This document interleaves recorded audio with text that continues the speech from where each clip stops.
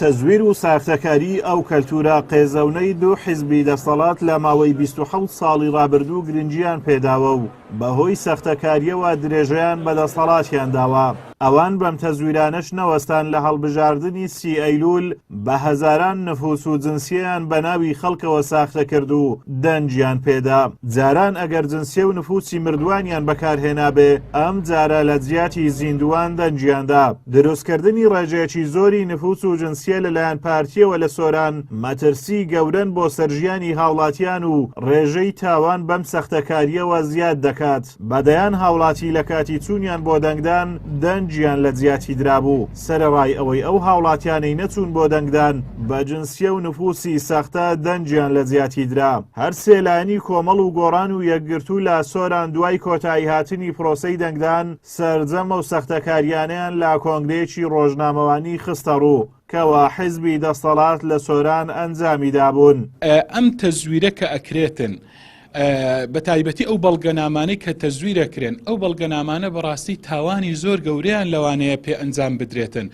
بۆ نمونە بە ناوی من و بە ناوی تۆ بە ناوی هەر کەسێکەوە لەوانەیە بەڵگەنامە دروستکرابێت و ساختە کرابێتن لەوانەیە بەیانی بەو تەسکەرە و بەو جنسیانە چەندین تاوان ئەنجام بدرێتن کە خەڵکێکی بەری لەوانەیە بەری بێتن لەو شتانە. نەفەر هەیە 4-5 جنسی بۆ دەراتووە 4-5 تەسکەرە و هەویەی بۆ دەراتووە.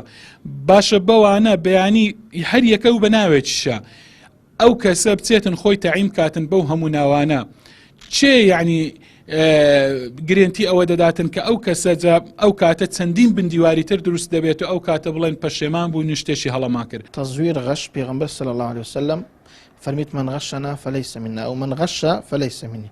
هەر کەسە غەش بکات تەزویر بکات لەسەر ڕێبازی منیە لەسەر دینی منیە یان لەسەر ڕێبازی ئێمە نیە. جا ئەگەر هەمووەکو تاوانکو خەتێکی ڕاست کە ڕێبازی ئیسلامە لەسەر خەتەی لایدایە یانەوە تۆکو ڕێبازی پێغەمبەری صلی الله عليه وسلم وەکو سنت تەماشا بکەیت. بەڵام ئەو بە دقیقی دەگە ئەوەی کە لەسەر ڕێبازی پێغەمبەری نییە صلی الله عليه وسلم. ئەو فەرمودەیەش پێم وایە هیچ کەسێک نییە لە ئێمە ئەگەر نەشی خوێن بی تۆ گوێی لێ نەبی. دروستکردنی جنسیە و نفوس بە مۆری دەوڵەت بە ناوی خەڵکەوە دەچێتە بواری تەزویر و ساختەکاری و بەپێی مادەی 289 قانونی عقوباتی عێراقی هەر کەسێک نووسراوێکی ساختە کرد سزا دەدرێت بە بەندکردن کە ماوەی لە 15 ساڵ زیاتر نەبێت. یاساناسێکیش داوا دەکات داواکاری گشتی لەسەر ئەم ساختەکاریە بێتە دەنگ و بێلانی خۆی بپارێزێ چونکە مەترسی بۆ ژیانی هاوڵاتیان هەیە.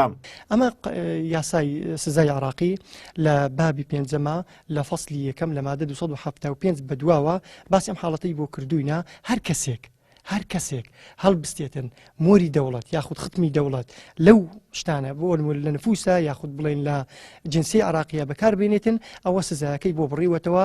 یاسای سزای عراقی 10 ساڵی لە بۆ داناوە کە ئەم کەسە عقوبە بدرێتن.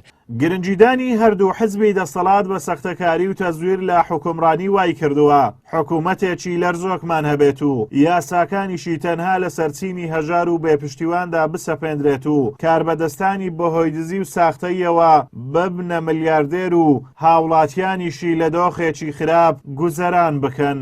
ئازاد و مەراوەی کەناڵی ئاسمانی پەیام قەزای سۆران.